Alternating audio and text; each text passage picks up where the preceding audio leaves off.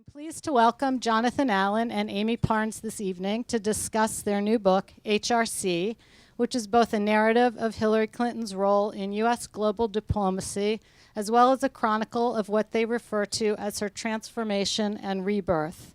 Few secretaries of state command the attention that Hillary Clinton did during her 4 years in the Obama administration or in her earlier life in politics. Much has already been written about her tenure as First Lady, as a U.S. Senator from New York, as a presidential cabinet, a cabinet member, and now as a prospective Democratic Party nominee for the presidency in 2016. And undoubtedly much more will be written about her in the years ahead. Indeed, there's already buzz about her own forthcoming book, chronicling her experiences from 2008 to 2012.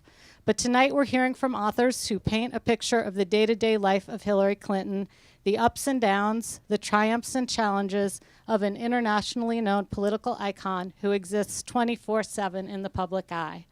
The authors are both seasoned reporters. Jonathan Allen works for Bloomberg News covering the White House, and before that he was the White House bureau chief for Politico. Amie Parnes is the White House correspondent for The Hill, where she covers the Obama administration. We're looking forward to hearing from them both. I'm sure you'll have lots of questions, so let's get right to it. Please help me welcome Jonathan Allen and Amie Parnes. If you want to leave now, please do. Don't disrupt anything else. We're gonna read a little bit from the book. I just first wanted to say thank you to everyone who showed up. I see a lot of familiar faces. I'm from Silver Spring originally, so it's a big kick to be here because I've been sitting in the audience. I was telling folks earlier that I saw Ted Kennedy deliver the midnight ride of Paul Revere here many years ago, which was kind of cool. So it's hard to make me like really nervous, and I'm kind of nervous now. So thank you all for showing up. Really appreciate it. And I guess we're just going to start with a reading so that we can get to questions as soon as possible. This is actually from the beginning of part 2. Chapter's titled Bloom Where You're Planted. In the spring of 2009, Obama's vetting team gathered, as it often did, in White House counsel Greg Craig's wood-paneled corner office on the second floor of the West Wing. In lunchtime sessions, the small set of senior aides typically shuffled through the paperwork of as many as 15 job candidates. On this day, one name conjured such searing memories from the campaign trail that it stood out from the others. Capricia Marshall. The West Wing crew considered Marshall, a staunch Hillary loyalist, to be an enemy combatant. Like many of the women who surround Hillary, Marshall is graceful, disciplined, and down-home brassy. A brunette with a chic short haircut and highlights, the half-Croatian and half-Mexican Marshall, who favored rigorous P90X workouts, went way back with the Clintons. Marshall had been one of Hillary's closest confidants in Washington since becoming the youngest White House social secretary in memory following Bill's 1992 campaign.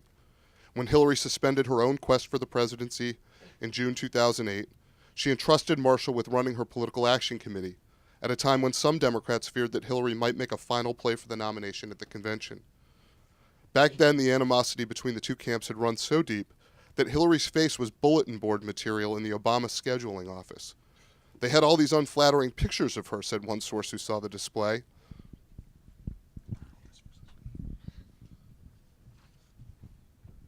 Kind of the sports locker room mindset.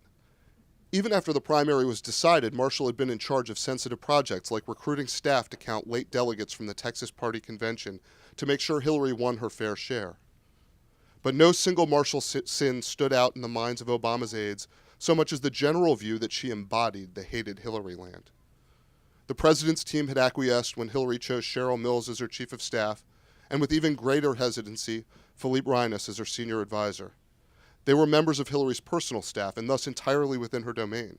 But Hillary picked Marshall to be the nation's chief protocol officer, a position that carried with it the coveted prestige of an ambassador's rank and a reserved seat on Air Force One anytime the president traveled abroad.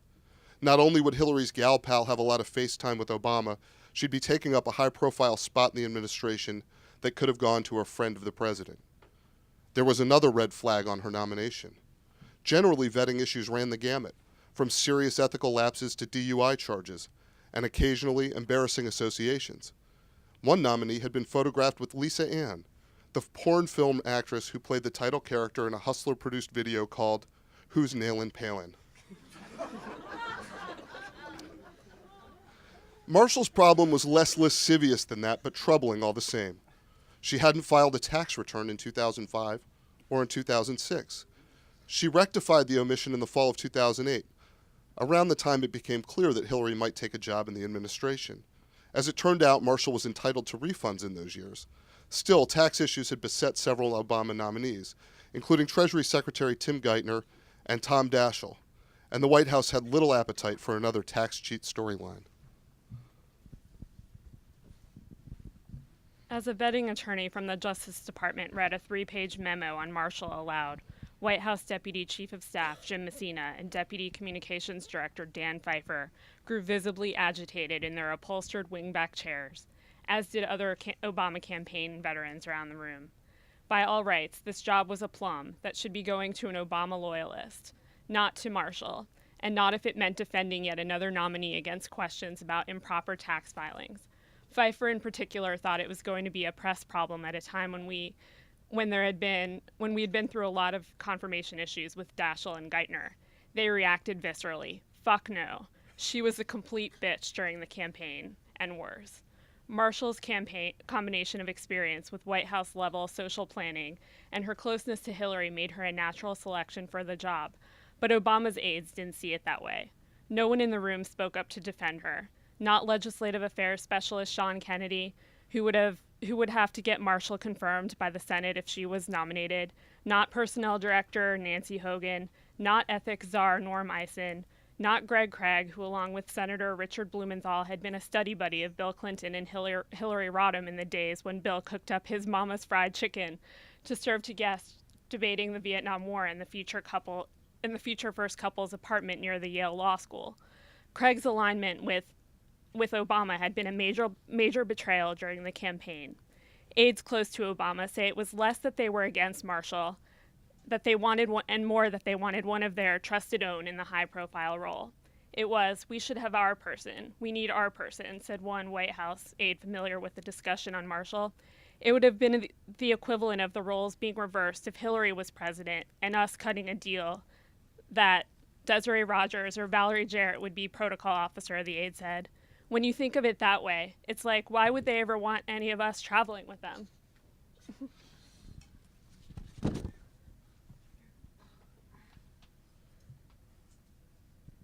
The vetting process worked in such a way that by the time a job candidate reached the team in Craig's office, he or she was the only hopeful under immediate consideration. It was up or down on Marshall. If Obama rejected her, another candidate would be lined up in the same way, a process that could take weeks or months. Publicly, the Obama and Clinton camps claimed that they had put the primary behind them. But here, huddled in Craig's office, where the bookcases were still empty,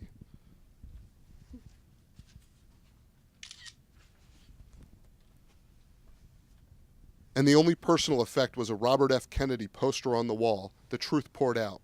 The two sides didn't understand each other, they didn't like each other, and they didn't trust each other. The president's aides didn't have another candidate in mind when Messina asked his colleagues to cast their votes, but they were certain they didn't want Marshall. One by one, each aide extended a fist with the thumb pointing down. But then Messina, a strawberry blonde Montanan, whose soft voice takes the edge off his often profane vocabulary, delivered some bad news to the team. I agree, he said, but this is very clearly an HRC pick and needs to be raised with the president. Typically, skirmishes over lower-level aides were resolved when either Mills or Obama's aides backed down rather than kicking the decision up the command chain. Obama's team tried to draw a line in the sand on Marshall, a proxy for Hillary. It was one of the rare occasions when a personnel fight ended up at Obama's door. This was a, quote, test case and a, quote, watershed moment in a brutal months-long fight between the White House and state over Hillary's power to pick her team, according to one of the vetters. Marshall had a secret weapon in another cousin of Valerie Jarrett, Anne Marchant, who had worked as a special assistant to the president in the Clinton White House. Marchant lobbied Jarrett on Marshall's behalf, describing her strengths and skills and encouraging Jarrett to prod the president. Hillary went to bat for Marshall, too. The White House team didn't fully appreciate the role of a chief protocol officer and what went into it, she thought. It wasn't just some glorified advanced staffer or a donor with little experience in Washington. There's nobody better to do this job, Hillary told Obama. She's got the experience from the social office. She's got a great touch and feel for helping organize people. She'll be fabulous. Hillary had also gone the rounds with the president's aides. No, I'm telling you this is the best person, she had said. You will know that I am right after you've worked with her for a month. And Hillary knew she held the trump card. The president told me I could pick the people in the State Department, and this is my pick, she said. So let's move forward. And if you want to know how that turned out, you can either read the book or search the State Department archives for who turned out to be the chief protocol officer. I think what we'd like to do is maybe talk for just a couple of minutes about what we were aiming to do with this book and what we think you'll find in this book, and then take your questions as much as possible. So, Amy, maybe you want to start off with what we were aiming for. Sure. Well, I always say that I actually wanted to call this book The Phoenix because, and our agent Bridget's here and she can actually attest to that, but because I felt like Hillary Clinton had this phoenix-like rise, this phoenix-like quality. She always kind of plunges and then rises higher than ever.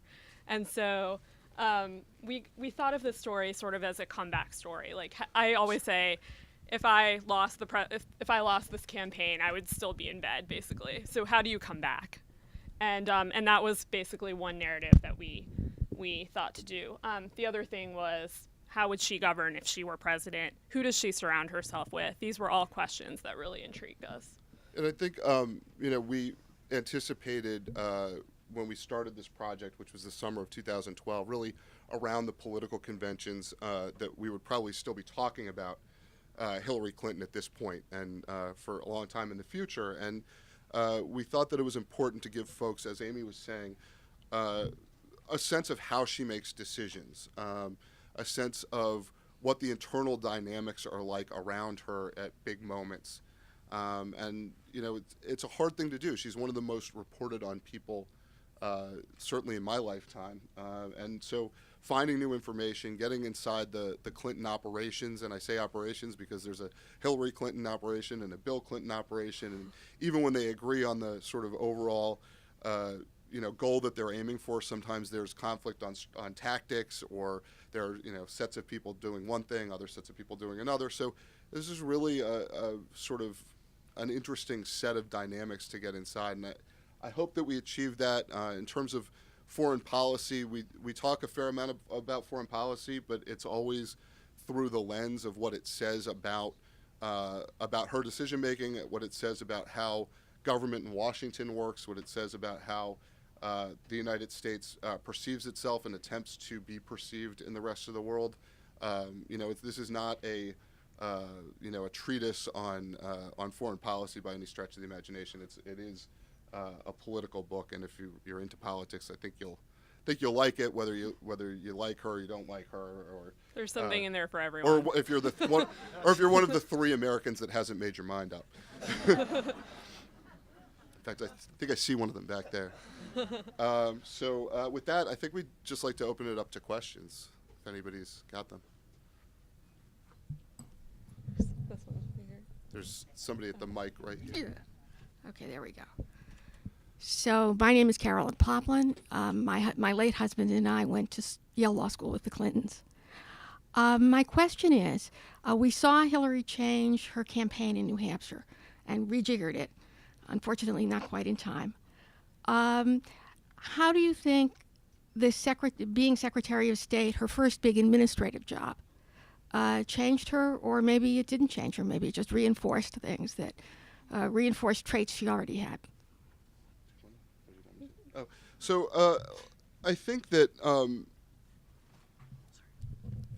it's a good question. How did it change her? If at all. One of the things we heard from people who were around her said that they seemed to feel like, especially after a couple of years, she seemed to be a little liberated. For so many years you're on a public stage and everything you say is constrained, and you're in a campaign and everything you say is constrained. You're in the first couple of years of an administration and people think that you hate the president or he hates you, and there's actually some tug of war between the two camps. And so there's a lot of tension, and everything you say could be interpreted in a way other than what you would want. And I think what we heard from people sort of toward the end was which is when we started doing the book, was toward the end of her tenure, that they felt like she'd been a little bit liberated, that she felt a little bit more comfortable just kind of going with her gut. And in public, we saw a little bit of, a mix of her having fun and maybe branding a little bit, dancing in South Africa, having fun with the text from Hillary stuff. There was maybe a little bit of an ease just on a personal level from a, from a sort of intellectual level or a government level. So this is somebody who understood how the government worked, certainly intellectually, abstractly, had worked in the White House, had worked on Legal Services Corporation in the 70s, and obviously is a United States Senator, but this is the first time she's managing a big bureaucracy. And I think she learned to let in some people who were outside the circle. I mean, it's still a pretty insular group that's closely around her, but one of the things, and I think this is something she learned from the campaign and then brought to the State Department with her, and I think there was a sort of trend in this direction. We use as a metaphor for it the way that she treated technology. You may have remembered Barack Obama was very good with technology in the 2008 campaign, using social media for fundraising, organizing, and basic communication. Her campaign was left in the dust. It was 21st century versus 20th century. And one of the things she did when she got into the State Department was hire people who came from the sort of tech understanding that were not part of her inner circle. So Alec Ross had been somebody who had organized Obama's tech team during the campaign. She brought him in at a high level. She raised up, elevated Jared Cohen, who was a Condi Rice protege that had been at the State Department, who did a lot of innovative things with text messaging and other forms of technology to affect foreign policy. He's now the head of Google Ideas. He was definitely not an insider, but ended up being very crucial to what she was doing. Anne-Marie Slaughter was an academic, got brought in to run the policy planning office. I think what you saw over time was a willingness to try to address deficiencies in her operation by bringing new people in, and I think that was something that was hard for her, certainly on the campaign and previous to that. And I would argue that's one of the big things that you could see over time, was just sort of opening up a little bit to new ideas and people. I think you brought up the New Hampshire moment too, and I think that moment, I think you guys will all remember the moment where she cried a little bit. I think that was really hard for her to understand, that people really wanted to see that emotional side of her, that they wanted her to embrace the fact that she was a woman candidate. And so I think that, and even at the end, there was some discussion, like, how much do I embrace? How much do I address this issue about me being the first woman candidate? Barack Obama did that in a very successful way. And so I think if she runs in 2016, you see her do a little bit more of that. And you even hear her today say, her advice for, young women going into public service is to develop skin like a rhinoceros. So that mindset still exists, even if she's learned to soften that skin sometime on her own. Clearly, that's something that was her experience coming up. Any got other questions? I saw someone. Thanks for coming. I grew up in 90s India, where my prime minister and your president had the same tendency. That's to sleep in the office. That's the common thing I saw growing up. My question today would be this. So I'll ask you a question, sir. So this would be an analogy, okay? So imagine this. This is the February month of love. So I'll ask you this. We are around the corner, say Valentine's Day. And you're single. Say you're single, okay? So My wife doesn't like that paradigm. so the thing is, do you search for love just because it's Valentine's Day is around the corner? Really, you love, and then you do that in Valentine's Day. My question is this: so, do America really needs a female president, or does she really deserve it? Well, I think she has to win it. She has to win it, but I mean, people try to romanticize, saying that, oh no, we want a female president, so Hillary is the right candidate to do that. We have seen the baggage that comes with her. You know Bosnia, Benghazi. Sounds good rhyme, right? Anyway, so do you think that she is the right candidate to run as a female in 2016? You think so? After all this? I don't. Sort of my job to report on what they do, not what they should do. But I would say this. I mean, look, there are, I don't know, 155, 160 million women in America, and so far she's become the closest of those to becoming the president of the United States. Clearly has a base there. Obviously, I think there are a lot of people that want her to run, and I, at this point, can't see another woman on the Democratic side who looks poised to win a Democratic primary. And it might be difficult to run against her. I imagine that there would be some women who would vote for another woman candidate, some men who would, but so far all 20 women senators have encouraged her to run in a letter that they signed earlier this year. So you've knocked out that set. Maybe there's a governor, No, I just think I think, for 2016, on the Democratic side, she seems to be the only one that is positioned to do that.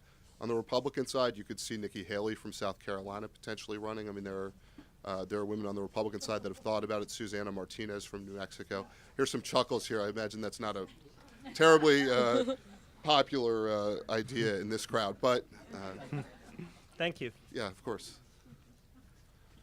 I'm not exactly sure of Chelsea's social situation, but the smartest person in my family thinks this whole Democratic primary is going to turn on whether Hillary wants to be president or grandma. What do you think? I think both, for sure. Some people are saying, oh, if she becomes a grandma, she's not going to do this. I don't think one holds her from the other. I think we have a swing set already at the White House. I think she can. My mother would not particularly like this answer, but I do think that being a mother is harder than being a grandmother in terms of time occupation. And Mom, thank you for babysitting my children so often during this process. Who were the other candidates for Secretary of State at the time, and what tipped the balance in favour of Hillary? It's a great question. Do you want to? I think the president or Senator-elect Obama at the time, or Senator Obama at the time, had been thinking about her for a while.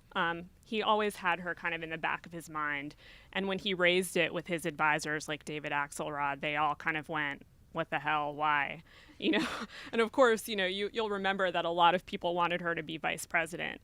And that wasn't going to happen. That was decided pretty early on that she was not going to be that. And so he felt it very strongly. He felt it that he saw this. We tried to figure out when exactly he wanted her, or thought about her, but we couldn't exactly figure that out. But long before he had won, I think it's safe to say that he thought she would make a really good Secretary of State. And he fought and fought and fought to get her, which was really interesting. And we go through this in the book. I mean, there's a lot on this. I mean, when she first met with him when he offered her the job, she actually came with other names, armed with other names of people to say, no, I think it ought to be Jim Jones or Tom Donilon or, not me, it should be somebody else. And we go through the sort of back and forth between the two of them. And the point, which I think is a pretty dramatic point in the book, where he basically tells her she's got to make a decision because he's going to have to pick somebody else if it's not her. But the fact that it went on for so long suggests to us that he really did want her for that job. He felt like it was a not just a big statement, but that she would be somebody who could do the job. Why did he think that? What was the big statement he was making? It's a woman, or we've made peace, or together? Or? I mean, you'd had two recent secretaries of state who were women, in Madeleine Albright and Condoleezza Rice. So I don't think it was necessarily that. I think more the, he talked about a team of rivals. He had half the Democratic Party in the Democratic primary, a little more than half the Democratic Party. I'm going to get myself in trouble here. But it helped him bring that set of Democrats into his fold. I mean, she couldn't really abandon him once she went to work for him, and the people that supported her would want to see her do well, see him do well. I mean, it's a shotgun wedding, but a very close one. If I can ask one more question, Sure. What do you think's her major achievement as Secretary of State? Do you want that or you want me to? I think, a lot of people posed that question to us in the last couple of weeks. She has a few. I think, number one, she was his staunchest supporter on issues like the coalition in Libya, on the Afghan surge, on the raid for bin Laden. Like Panetta went in very early and wanted her buy-in because he saw her as this hawk who would sort of get behind him. So I think, even though she doesn't have her stamp, she doesn't have this marquee peace deal, she has her stamp on a lot of things. And one thing we talk about a lot in the book was that she was also really involved in domestic policy. Healthcare, for instance. She talked to some lawmakers. She was really, really a huge supporter on getting it done. In one particular cabinet meeting, she said, you guys, she saw what had happened in her husband's administration. She said, we have to rally around this. This is our time to get it done. So I think there are achievements both here and abroad. I also think if you look at when she came into office, you had 2 wars going on. The footprint of American foreign policy was a combat boot. And I think that she elevated diplomacy and development as foreign policy pillars alongside defense in a way that allowed the United States to present a different side of itself, not just to its enemies, which is one thing, but also to its allies that had become somewhat upset with the way that the United States was using its force abroad. So, one of the things you see in her time and in Obama's first term is a real elevation of America's perception in European countries, for instance, which matters in terms of putting together coalitions to stop genocide or to force other countries through economic sanctions to come to the table to talk about nuclear disarmament or whatever the case is. And I think the application of smart power, it's a smaller thing, at least in terms of the models that they use, but if you look at Burma, and Republicans sort of scoff at that as an achievement, but if you look at what happened in Burma, the United States used the prospect of commerce with Burma in addition to sanctions to get the Burmese to change their policies. And, generally speaking, we'd seen Republicans want to, use a big hammer and sanctions against people, and sometimes Democrats were more likely to want to use carrots, and it was really the application of both that worked there. Thanks. In your view, is her election already kind of a foregone conclusion? Is it a fait accompli? And if not, what could actually derail her second shot at the White House? And since you raised the question, very simply speaking, what kind of a president would she be in your view? And how would she deal with this sort of surge of the left wing of the party that we've seen in different cities and states? Do you think she's aware of that and can incorporate that in her appeal to her own voters? So, no, she's not a foregone conclusion or fait accompli. I think that she is aware of, you would have to be hiding under a rock to not be aware of the sort of populist sentiment that has grown within the Democratic Party and within the Republican Party over recent years. I don't think it's clear yet how that will affect her positioning. We see her giving speeches right now to equity firms and high finance and the types of people that the folks on the left seem to, hate or dislike or, question their motives. We haven't seen how that messaging is going to happen. In terms of defense issues, like as Amy was saying, she was a hawk in those internal deliberations in the Obama National Security Council, unabashedly. If you were to look at the 2008 primary, one of the reasons she lost is that Obama had been against the war in Iraq, and she had voted for the authorization of the war in Iraq. Within the Democratic primary, it is better to have been in Obama's position, and yet she still took the hawkish position, which I think suggests that's actually something she feels on the military issues. Do you want to address any of the other questions?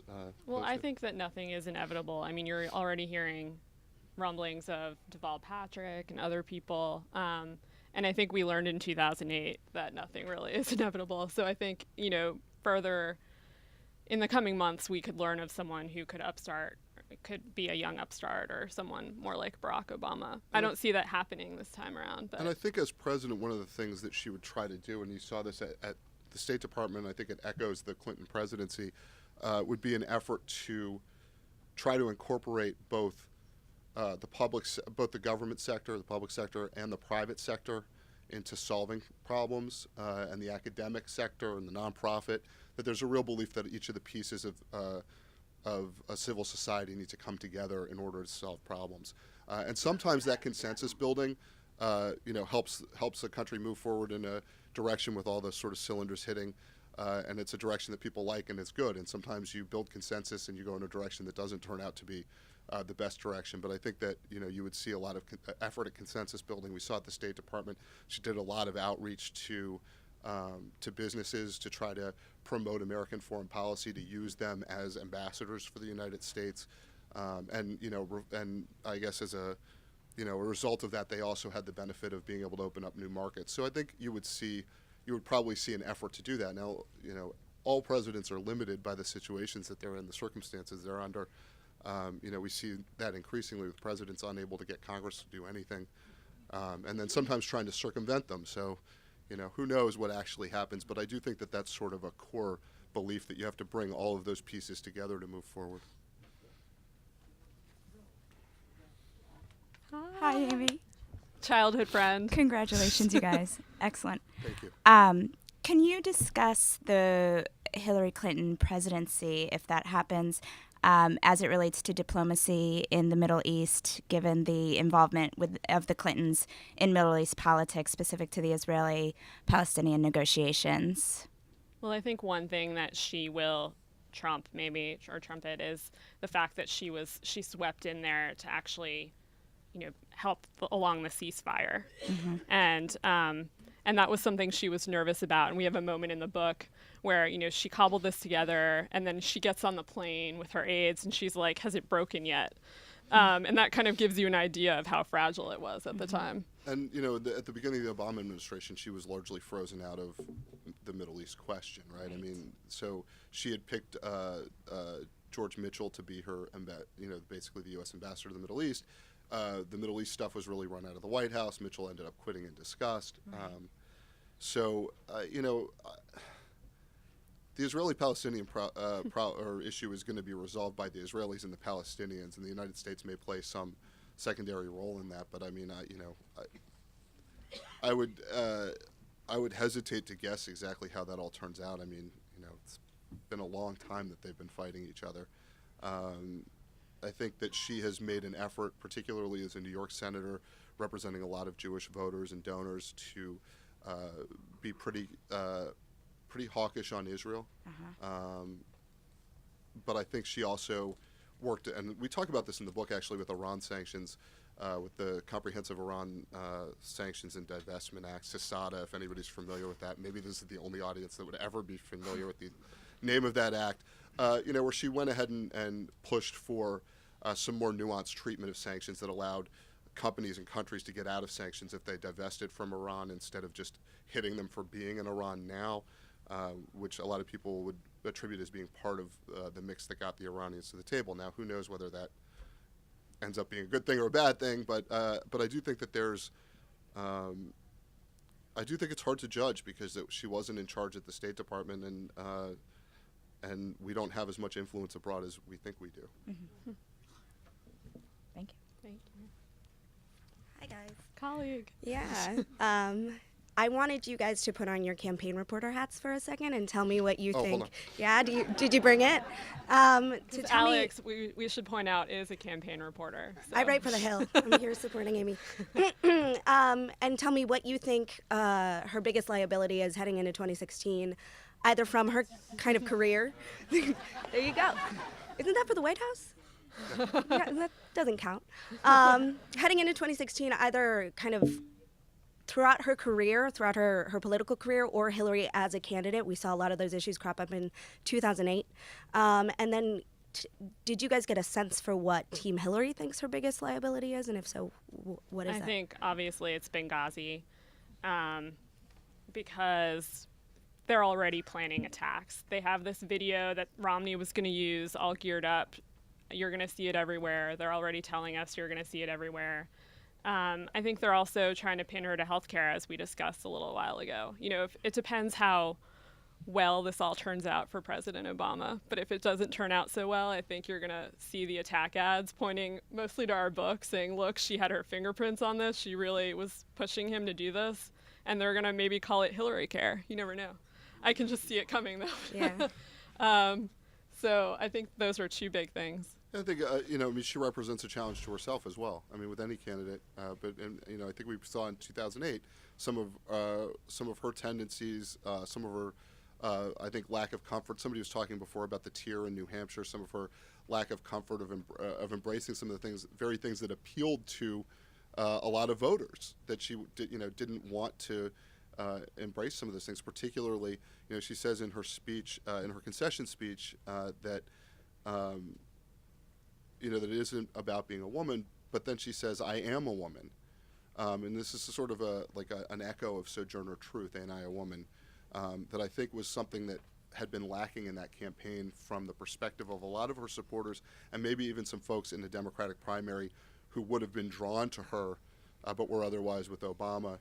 Didn't hear that message, didn't hear her running for her place in history in the way that he was running for his place in history. And it's hard to walk that tightrope the way that Obama did, to let people feel that they're doing something historic and important, to address it a little bit but not focus on it.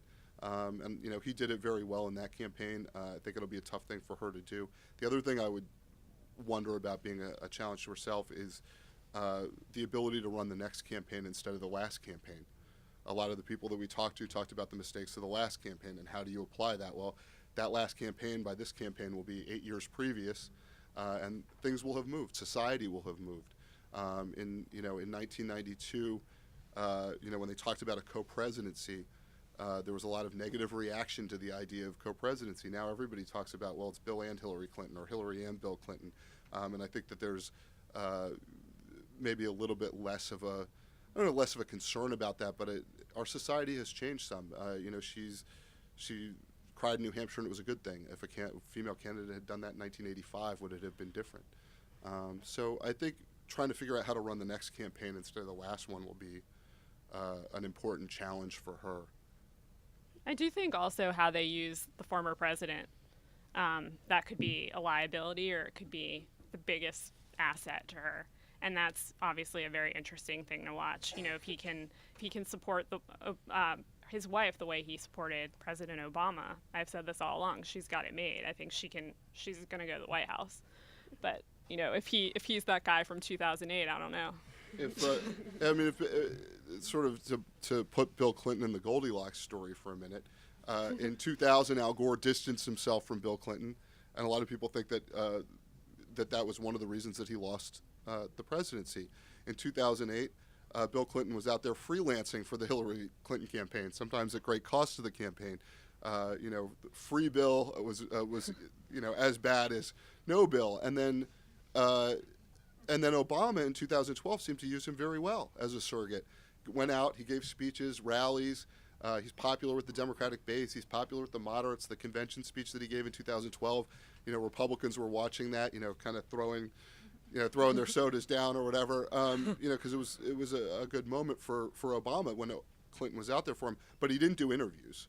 He wasn't out there, off the cuff. And that seemed to be the right measurement. Whether or not that's something Hillary Clinton can do as effectively as the Obama handlers did in terms of using Bill Clinton in ways that are positive and helpful, and not using him in ways that are negative. And remember, he hasn't been on the campaign trail for himself in many years. So it's hard when you're not doing that all the time. I think that'll be I'll use the word again, a challenge for her. Hello. So I know that you talk about how Hillary really values loyalty, and so the people around her are very loyal to Hillary. And given that she's writing her own book, and that the presidential campaign is pretty much a given, I was wondering if you guys encountered any kind of opposition or difficulties in getting people to talk freely, even though you had offered anonymity, or you gave anonymity, and what that was like, if you can talk about it. It's very tricky, obviously, because we are dealing with the Clintons, and they're very insular people, and with insular aides and staffs. So I think that it was a difficult book to report because of that. But I think what we did was we bombarded people, so they had no choice but to participate. We sent hundreds and hundreds of emails to people saying, hey, we're writing this book, can you participate? And Philippe, Secretary Clinton's press secretary, was getting all kinds of requests every day, should we do this? Should we not do this? He started out with what I would call a hard yellow light, meaning we won't, exact retribution for, if you go talk to them, but we're not encouraging you to. And I think by the end it was very soft yellow light, meaning, go ahead, no problem at all, and in some cases a green light. The Clinton people arranged some of the interviews with us, particularly when we were trying to talk to State Department officials, sitting State Department officials. This was another one of the challenges. Like, if I want to talk to an Undersecretary of State and I'm a reporter, it's a hard thing to get to have happen. You might have an opportunity to do it because of a particular event, but I can't just email an Undersecretary of State and expect that they're going to come talk to me. So for some of those officials in particular, it was necessary to get the blessing of the Clinton folks for those people to talk to us. And of course, it's a little bit of a game. It was diplomatic, diplomatic process in terms of, they began to trust us a little bit more as we went through the process more. I think they realized that if they didn't participate, we would still write a book, and it would just be the people who didn't care whether they were allowed to talk or not. So I think that had something to do with it. And I hope that they decided to participate because they thought that we were attempting to do a worthwhile examination of an important period of time in the life of somebody who I think most of the people here expect will be running for president of the United States. I should also point out, though, that we talked to people. It's not like they approved everyone. We talked to lots of people they didn't know about. In fact, one of my favorite stories is actually John and I were at the State Department one day, and we had interviewed someone that they didn't know about. And in comes Philippe and a couple of aides as we were walking out, and we were waving to them like, "Hey, how are you?" And they had no idea that we had just come from a pretty big interview. So. And we talked to long interviews, and you'll see this in the book. Long interviews with Darrell Issa, with various Republicans on the Hill who have been investigating her, people who are adversaries, people who don't agree with her politically on anything, but like working with her personally, people who were disgruntled former campaign aides, people who thought that the insularity at the State Department at the top was too much. So there's a bit of everything in there, I think. But we did get the one thing that nobody else has gotten, so far as I can tell, in terms of authors that have written about her, is we really got access to all of the levels of the Clinton operation that we wanted. Thanks. Hi, an observation and a question. First, the observation. I tweeted today that if you only come to one thing in D.C., make it here so I can see all the crowd. That tweet was very effective. I saw it, thank you. It even got your mother to come. So thank you. My mom came, yeah. Yeah, she probably read it. Hi, Mom. Now, serious question. Obviously, Jonathan, you said Hillary Clinton is one of the most known people around, reported on, and it was. And, of course, both of you being veteran reporters had your own ideas about Hillary Clinton. So you enter this book, you do all this research, and for each of you, what was the most surprising thing, the most surprising takeaway from it? Something you didn't know, didn't expect, something that was different. Just say most surprising takeaway. Mine was, John already knows the answer to this, but it was that she's really funny. She's really, really funny, and it doesn't come through, I think. I think that's a problem for her in a way. But we learned, people were always telling me when I covered her in 2008, she's got this really wicked sense of humor, you should just talk to her one time. And of course, we couldn't talk to her. But, right. but learning, everyone had a story about her, and I think my favorite story about her was that, we talk about this in the book, but it was the Jon Favreau story, which is, Jon Favreau is my neighbor, I should say. But he was groping a cardboard cutout, her breast in a cardboard cutout. He was photographed, yeah. And it was on Facebook, and then in the Washington Post, there was a cardboard cutout and of he her. was groping at a party, it. And he was groping the cardboard cutout. With beer and everything, and it turned into a DC mini scandal, one of those things that would have been all over Twitter had Twitter been a thing back then. But anyway, long story short, he's really worried that he's going to lose his job. And, he's this young speechwriter. He's got this job at the White House. He's really excited about it. This thing comes out. He's horrified by it. It was posted by a high school friend of his, apparently, on Facebook. So he, they're trying to figure out what to do. This is the first time the Obamas and the Clinton people had come together to kind of figure out what to do. So there were all these backroom sessions, conference calls, how do we handle this? And long story short, the secretary calls him and says, she wasn't the secretary then, but she says, I heard that you were, groping my... She doesn't say that, but she says, I haven't seen the picture, but I hear my hair looks great. And that kind of gives you an idea of this personality that should shine through, doesn't always shine through, but I think we might see of a little more in 2016. Could I just have a real quick follow-up to that? Why do you think that is? That begs the question. Why do you think she just can't show it? She feels she shouldn't show it. If she has it, why not do that in public? Your theories, both of you. Number one, that actually ties into what I was going to say surprised me, which is the sort of raw emotion that she has. If you read the book, read each of the quotes that are attributed to her 2 or 3 times. Because I think what you'll see is somebody who actually responds to things in in her closed circle in a very direct, decisive, sometimes emotional way that you almost never see publicly. And I think that surprised me. I think that whether it's a positive thing, whether it's feeling compassion for somebody who lost an aunt or uncle, whether it's a negative thing, being bitter that she had to waste her time kowtowing to superdelegates that didn't come to her side. You see, I think, in her own words,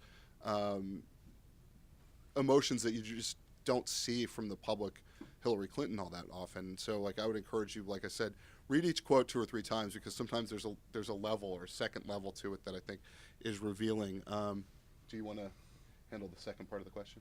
I think that, I don't know why she does that, but I think she learned. I think that was one of the things that she learned in these. She had this series of postmortem sessions after the campaign, and she was trying to figure out what happened, what went wrong. And I think that was one of the things people told her, that, she was a little too buttoned up maybe. And Are there any women, say, over the age of 50 in the room who think that the best thing to do to get ahead in business or politics is to show emotion in the boardroom or the political battlefield? I mean, I think part of that is just her experience. I think part of that is being in politics. I think part of it is taking shots over the years and being a little reflexively defensive. I think part of it is the generation that she grew up in, and understanding that in order to get ahead with the guys, you got to, at least at the time, kind of put up a strong face. I mean, there are people who could speak to that better than we can, but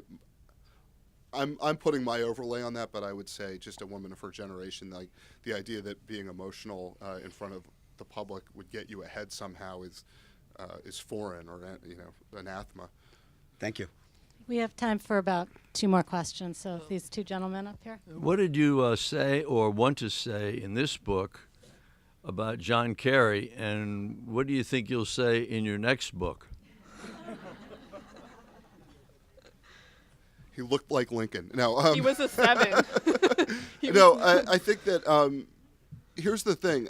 He has taken on these huge issues, and they are still, and obviously when we started writing this book, he was not the Secretary of State. In fact, even partway through the book, it looked like Susan Rice was going to be the next Secretary of State. Partway through our reporting of this book, we didn't know at the time, but it's in the book, Barack Obama asked Hillary Clinton to stay on as Secretary of State for another year. You can find out how that turned out by reading the book. But I think John Kerry has taken on some of these really big issues. Part of it is being there as part of the continuation of what was going on before Iran sanctions led the Iranians to come to the table. The State Department was having back-channel negotiations with them through 2012. He picks up on that. Some of it is his own stuff, what's going on with Syria, trying to get rid of the chemical weapons there, his workmanlike effort in the Middle East to try to get something done there. He has taken big risks, and we don't know how those are going to turn out. One thing that could be said about John Kerry is that he wants to make a mark while he's there. He wants there to be a Kerry legacy. He wants to make the world in a better place in his view. And I don't know how all that's going to turn out, and I don't know how it's going to look by comparison to Hillary Clinton's tenure at state, because we just don't have the length of time to really judge that yet. But he's swinging for the fences. There's no doubt. Yes. When Hillary left the State Department, there was a picture of her and the president having a good time in the back of the White House. And my question is it a budding relationship now? And was it implied that he's going to be campaigning for her as he approaches the end of his tenure?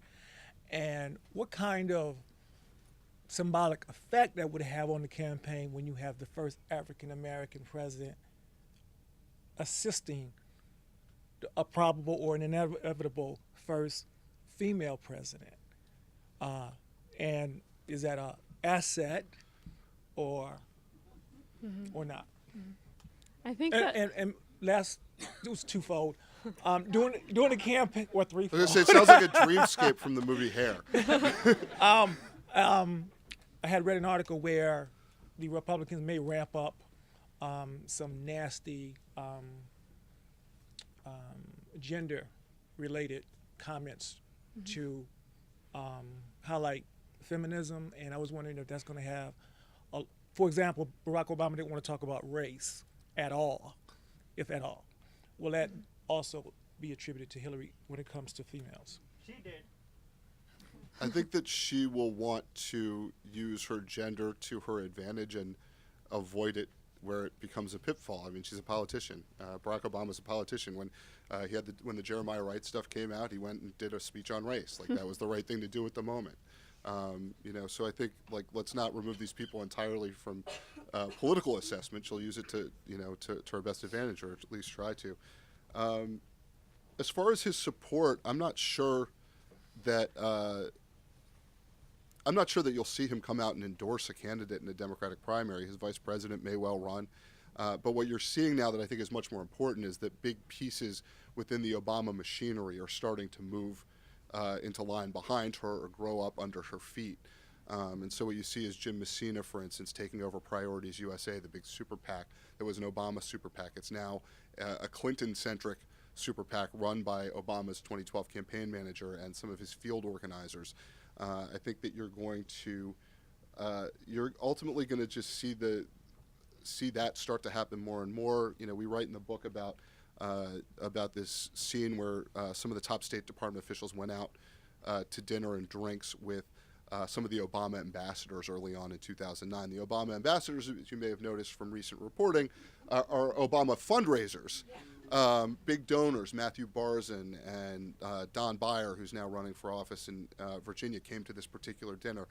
What you've seen is people who would not have ever donated money to her in their entire lives in 2012 started paying off her campaign debt as Bill Clinton went on the campaign trail for Barack Obama. And so you've seen it coming together of these two political organizations that I think is much bigger than any particular endorsement. I should add, I think the first question was, what's the state of their relationship? I think someone put it to us as work friends. You won't see the Clintons really schmoozing it up over there on Saturday night. I think, they felt like the Obamas could help them and vice versa. But I think that, the relationship kind of evolved over time. They didn't really like each other or trust each other at first. And then they started to. And actually, one of my favorite quote in the book, quite possibly, is Republicans talking about what it's like to work with her. And they called it the stages of Hillary. And it's sometimes you go into it thinking, God, I have to work with this woman. It's going to suck. And then you think, okay, then you kind of hit the acceptance phase, like, I'm working with her. All right, let's see how it is. And then you kind of start working with her and you actually like her. And you think that she's funny and, wise, and she adds something. And then you really, really end up, enjoying the whole experience. And this is coming from, a really top Republican. And that's actually how Michiko Kakutani, the New York Times, described our book, the stages of the book. You start with dread, and you eventually get to the point where you really like it. We, of course, hope that you like it right away, but we'll take liking it by the end. And speaking of ends, thank you so much. Thank you for coming. Really appreciate it.